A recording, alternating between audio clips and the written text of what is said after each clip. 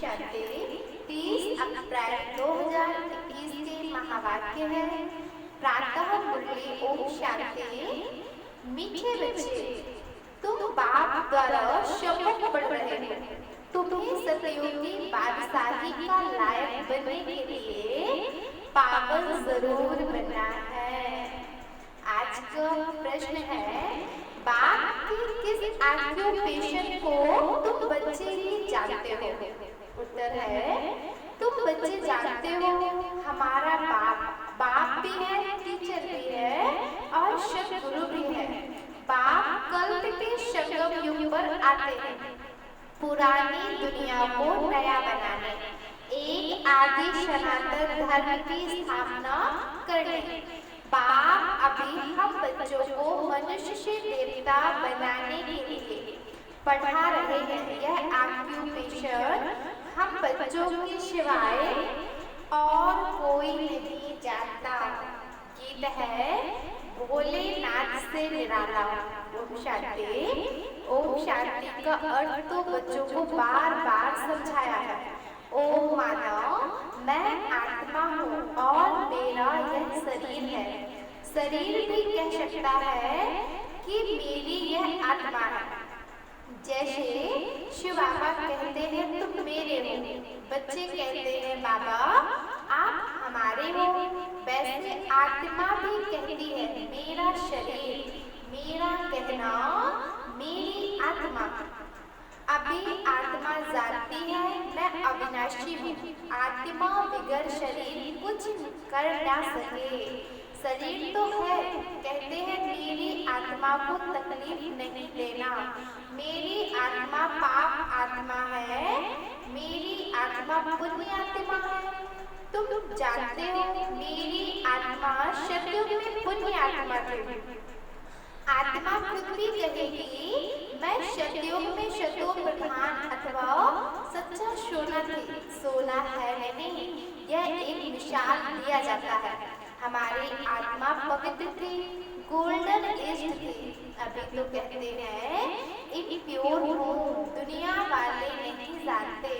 तुमको तो श्रीमत मिलती है, तुम अब जानते हो हमारी आत्मा शतो प्रधान थी, अब तमो प्रधान बनी है। हर एक चीज ऐसे होती है, बाल युवा वृद्ध, हर चीज नए से पुरानी जरूर होती है। दुनिया भी पहले गोल्डन एज शतो प्रधान थी, फिर तमो प्रधान आयरन एज है, तब भी दुखी है। शतो प्रधान मानो सुधरी हुई, तमो प्रधान मानो बिगड़ी हुई। गीत में कहते हैं बिगड़ी को बनाने वाले। पुरानी दुनिया बिगड़ी हुई है क्योंकि रावण राज्य है और सभी पतित हैं। सतयुग में सब पावन थे, उनको न्यू बाइसलेस वर्ल्ड कहा जाता था। यह है ओल्ड मिसेस वर्ल्ड, अब कलयुग आयरन एज है। यह सब बातें कोई स्कूल कॉलेज में नहीं पढ़ाई जाती, भगवान आकर पढ़ाते हैं और राजयोग सिखाते हैं। गीता में लिखा हुआ है भगवान बात। श्रीमद् भगवत गीता श्रीमद् माना श्रेष्ठ मत, श्रेष्ठ ते श्रेष्ठ, ऊंच ते ऊंच भगवान है। उनका नाम एक्यूरेट शिव है। रुद्र जयंती व रुद्र रात्रि कभी नहीं सुना होगा। शिवरात्रि कहते हैं, शिव तो निराकार है। अब निराकार की रात्रि व जयंती कैसे मनाए जाए? कृष्ण की जयंती तो ठीक है, फलाने का बच्चा है उनकी तिथि तारीख लिखाते हैं। शिव के लिए तो कोई जानते नहीं कि कब पैदा हुआ, यह तो जानना चाहिए ना। अब तुमको समझ मिली है कि श्री कृष्ण ने सतयुग आदि में कैसे जन्म लिया। तुम कहेंगे उनको तो 5000 वर्ष हुए हैं। वह भी कहते हैं क्राइस्ट से 3000 वर्ष पहले भारत पैराडाइज था। इस्लामियों के आगे चंद्रवंशी, उनके आगे सूर्यवंशी थे। शास्त्रों में सतयुग को लाखों वर्ष दे दिए हैं। गीता है मुक्त, गीता से ही देवी देवता धर्म स्थापन हुआ। वह सतयुग त्रेता तक चला, अर्थात गीता शास्त्र से आदि सनातन देवी देवता धर्म की स्थापना परम पिता परमात्मा ने की। फिर तो आधा कल्प ना कोई शास्त्र हुआ ना कोई धर्म स्थापित हुआ। बाप ने आकर ब्राह्मणों को देवता क्षत्रिय बनाया। गोया बाप 3 धर्म स्थापन करते हैं। यह है लीप धर्म। इनकी आयु थोड़ी रहती है। तो सर्वशास्त्र में शिरोमणि गीता भगवान ने गाई है। बाप पुनर्जन्म में नहीं आते हैं। जन्म है परंतु बाप कहते हैं मैं गर्भ में नहीं आता हूँ, मेरी पालना नहीं होती। शत्रुघ्न में भी जो बच्चे होते हैं वह गर्भ महल में रहते हैं। रावण राज्य में है गर्भ जेल में आना पड़ता है। पाप जेल में भोगे जाते हैं, गर्भ में अंजाम करते हैं। हम पाप नहीं करेंगे, परंतु यह है ही पाप आत्माओं की दुनिया। बाहर निकलने से फिर पाप करने लग पड़ते हैं। वहाँ की वहाँ नहीं, यहाँ भी बहुत प्रतिज्ञा करते हैं हम पाप नहीं करेंगे, एक दो पर काम कचहरी नहीं चलाएंगे, क्योंकि यह विकार आदि मद अंत दुख देता है। सतयुग में विष है ही नहीं, तो मनुष्य आदि मद अंत 21 जन्म दुख भोगते नहीं, क्योंकि राम राज्य है, उसकी स्थापना अब बाप फिर से कर रहे हैं। संगम पर ही स्थापना होगी ना। जो भी धर्म स्थापन करने आते हैं उनको कोई भी पाप नहीं करना है। आधा समय है पुण्य आत्मा, फिर आधा समय बाद पाप आत्मा बनते हैं। तुम सतयुग त्रेता में पुण्य आत्मा रहते हो, फिर पाप आत्मा बनते हो। शतो प्रधान आत्मा जब ऊपर से आती है तो वह सजाएं खा नहीं सकती। क्राइस्ट की आत्मा धर्म स्थापन करने आए, उनको कोई सजा मिल न सके। कहते हैं क्राइस्ट को क्रॉस पर चढ़ाया, परंतु उनकी आत्मा ने कोई विक्रम आदि नहीं किया। वह जिसके शरीर में प्रवेश करते हैं उनको दुख होता है, वह सहन करते हैं। जैसे इसमें बाबा आते हैं, वह तो है ही शतो प्रधान, कोई भी दुख तकलीफ इनकी आत्मा को होता है, शिव बाबा को नहीं होता है। वह तो सदैव सुख शांति में रहते हैं। है पर शतो प्रधान है, परंतु आते तो इस पुराने शरीर में है ना। वैसे क्राइस्ट की आत्मा ने जिसमें प्रवेश किया उस शरीर को दुख होता है। क्राइस्ट की आत्मा दुख नहीं भोग सकती, क्योंकि सतो रजो तमो में आती है। नई नई आत्माएं आती भी हैं, उनको पहले जरूर सुख भोगना पड़ेगा, दुख भोग नहीं सकती।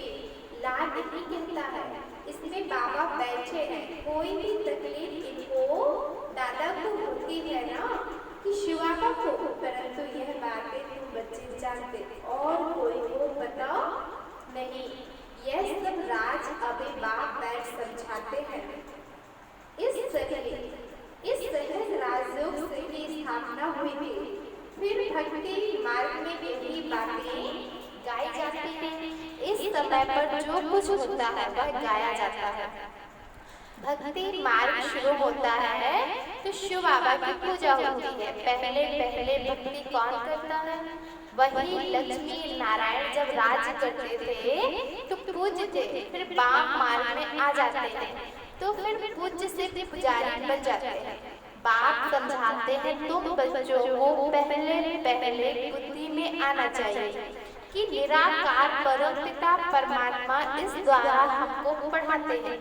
ऐसी और कोई जगह सारे वर्ल्ड में हो न सके जहाँ ऐसे समझाते हो। बाप ही आकर भारत को फिर से स्वर्ग का वर्षा देते हैं। त्रिमूर्ति के नीचे लिखा हुआ है डीटी वर्ल्ड 70 इसी और God fatherly birth right. Shiv Baba आकर तुम बच्चों को स्वर्ग की बादशाही का वर्षा दे रहे हैं, लायक बना रहे हैं। तुम जानते हो बाबा हमको लायक बना रहे हैं। हम पतित थे ना, पावन बन जाएंगे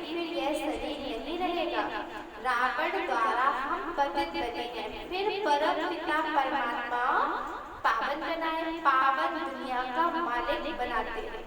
वही ज्ञान का सागर पतित पावन है। यह निराकार बाबा हमको पढ़ा रहे हैं। सब तो इकट्ठा नहीं पढ़ सकते, सम्मुख तुम थोड़े बैठे हो, बाकी सब बच्चे जानते हैं। अभी शिव बाबा ब्रह्मा के तन में बैठ सृष्टि के आदि मध्य अंत का नॉलेज सुनाते हैं। वह मुरली लिखत द्वारा आएगी और सत्संगों में ऐसा थोड़ी ही समझेंगे। आजकल टैप मशीन भी निकली है, इसलिए भरकर भेज देते हैं। वह कहेंगे फलाने नाम वाला गुरु सुनाते हैं, बुद्धि में मनुष्य ही रहता है। यहाँ तो वह बात है ही नहीं। यह तो निराकार बाप नॉलेजफुल है, मनुष्य को नॉलेजफुल नहीं कहा जाता है। गाते हैं ना, गॉड फादर इज नॉलेजफुल, ब्लीसफुल, तो उनका वर्षा भी चाहिए ना। उनमें जो गुण है वह बच्चों को मिलने चाहिए, अभी मिल रहे हैं। गुणों को धारण कर हम ऐसे लक्ष्मी नारायण बन रहे हैं। सब तो राजा रानी नहीं बनेंगे, गाया भी जाता है राजा रानी वजीर, वहाँ वजीर भी नहीं रहता, महाराजा महारानी में पावर रहती है। जब भिखारी बनते हैं तब वजीर आदि होते हैं, आगे मिनिस्टर आदि भी नहीं थे। वहाँ तो एक राजा रानी का राज्य चलता था। उनको वजीर की क्या दरकार, राय लेने की दरकार नहीं, जबकि खुद मालिक है। यह है हिस्ट्री ज्योग्राफी। परंतु पहले तो उठते बैठते यह बुद्धि में आना चाहिए कि हमको बाप पढ़ाते हैं, योग सिखाते हैं, याद की यात्रा पर रहना है। अभी नाटक पूरा होता है, हम बिल्कुल पतित बन गए हैं, क्योंकि विकार में जाते हैं, इसलिए पाप आत्मा कहा जाता है। सतयुग में पाप आत्मा नहीं होते, वहाँ है पुण्य आत्माएं, वह है प्रारब्ध, जिसके लिए तुम अभी पुरुषार्थ कर रहे हो। तुम्हारी है याद की यात्रा, जिसको भारत का योग कहते हैं, परंतु अर्थ तो नहीं समझते हैं। योग अर्थात याद, जिससे विक्रम विनाश होते हैं, फिर यह शरीर छोड़ घर चले जाएंगे। उसको स्वीट होम कहा जाता है। आत्मा कहती है हम शांति धाम के रहवासी हैं, हम वहाँ से शरीर आए हैं, यहाँ पाठ बजाने के लिए शरीर लिया। यह भी समझाया है माया 5 विकारों को कहा जाता है। यह 5 भूत है, काम का भूत, क्रोध का भूत, नंबर 1, देह अभिमान का भूत। बाप समझाते हैं सतयुग में यह विकार होते नहीं है, उसको निर्विकारी दुनिया कहा जाता है। विकारी दुनिया को निर्विकारी बनाना यह तो बाप का ही काम है। उनको ही सर्वशक्तिमान ज्ञान का सागर पतित पावन कहा जाता है। इस तरह से भ्रष्टाचार से पैदा होते हैं। सतयुग में है ही 22 दुनिया। बाप कहते हैं अब तुमको विशिष्ट 22 बनना है। कहते हैं इस बिगर बच्चे कैसे पैदा होंगे। बाप समझाते हैं अभी तुम्हारा यह अंतिम जन्म है, मृत्यु लोग ही खत्म होना है, फिर इसके बाद विकारी लोग होंगे नहीं। इसलिए बाप से पवित्र बनने की प्रतिज्ञा करनी है। कहते हैं बाबा हम आपसे वर्षा अवश्य लेंगे। वह कसम उठाते हैं झूठा।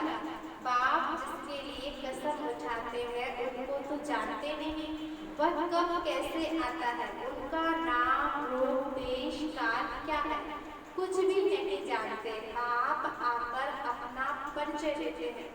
अभी तुमको परिचय मिल रहा है, दुनिया भर में कोई भी नहीं गॉड फादर को जानते ही नहीं, बुलाते भी हैं, पूजा भी करते हैं, परंतु ऑक्यूपेशन को नहीं जानते। अभी तुम जानते हो परम पिता परमात्मा हमारा बाप टीचर सदगुरु है। यह बाप ने खुद परिचय दिया है कि मैं तुम्हारा बाप हूँ, मैंने इस शरीर में प्रवेश किया है। प्रजापिता ब्रह्मा द्वारा स्थापना होती है, किसकी? ब्राह्मणों की। फिर तुम ब्राह्मण पढ़कर देवता बनते हो, मैं आकर तुमको शुद्ध से ब्राह्मण बनाता हूँ। बाप कहते हैं मैं आता ही हूँ कल्प के संगम युग पर।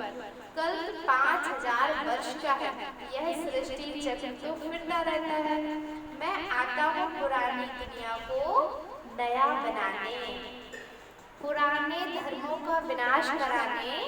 फिर मैं आदि सनातन देवी देवता धर्म की स्थापना करता हूँ, बच्चों को पढ़ाता हूँ। फिर तुम पढ़कर 21 जन्म के लिए मनुष्य से देवता बन जाते हो। देवताएं तो सूर्यवंशी चंद्रवंशी प्रजाओं सब है, माँ के पुरुषार्थ अनुसार ऊंच बन पाएंगे। अभी जो जितना पुरुषार्थ करेंगे वही कल्प कल्प चलेगा। समझते हैं? कल्प कल्प ऐसा पुरुषार्थ करते हैं, ऐसा ही पद जाकर पाएंगे। क्या तुम बच्चों की बुद्धि में है कि हमको निराकार भगवान पढ़ाते हैं, उनको याद करने से ही विक्रम विनाश होंगे। बिगर याद किए विक्रम विनाश हो नहीं सकते। मनुष्यों को यह भी पता नहीं कि हम कितना जन्म लेते हैं। शास्त्रों में कोई ने ककोड़ा लगा दिया है 84 लाख जन्म। अभी तुम जानते हो 84 जन्म है, यह अंत का जन्म है। फिर हमको स्वर्ग में जाना है, पहले मूल वतन में जाकर फिर स्वर्ग में आएंगे। अच्छा, मीठे मीठे सिलसिले बच्चों प्रति माता पिता बाप दादा का याद प्यार और गुड मॉर्निंग। रूहानी बाप की रूहानी बच्चों को नमस्ते। हम रूहानी बच्चों की रूहानी बाप दादा को याद प्यार और गुड मॉर्निंग। शुक्रिया मीठे बाबा। धारणा के लिए मुख्य सार है। पहला पॉइंट, बाप से जो पवित्र बनने की प्रतिज्ञा की है उस पर पक्का रहना है। काम क्रोध आदि भूतों पर विजय अवश्य प्राप्त करनी है। दूसरा पॉइंट, चलते फिरते हर कार्य करते पढ़ाने वाले बाप को याद रखना है। अब नाटक पूरा हो रहा है, इसलिए इस अंतिम जन्म में पवित्र जरूर बनना है। आज का वरदान है, एक लगन एक भरोसा एक रस अवस्था द्वारा सदा निर्विघ्न बनने वाले निवारण स्वरूप भव। सदा एक बाप की लगन, बाप के कर्तव्य की लगन में ऐसे मगन रहो जो संसार में कोई भी वस्तु या व्यक्ति यह अनुभव ही ना हो। ऐसे एक लगन एक भरोसे में एक रस अवस्था में रहने वाले बच्चे सदा निर्विघ्न बन चढ़ती कला का अनुभव करते हैं। वे कारण को परिवर्तन कर निवारण रूप बना देते हैं। कारण को देख कमजोर नहीं बनते, निवारण स्वरूप बन जाते हैं। आज का स्लोगन है, अशरीरी बनना वायरलेस सीट है, वायरलेस बनना वायरलेस सेट की सेटिंग है। ओम शांति।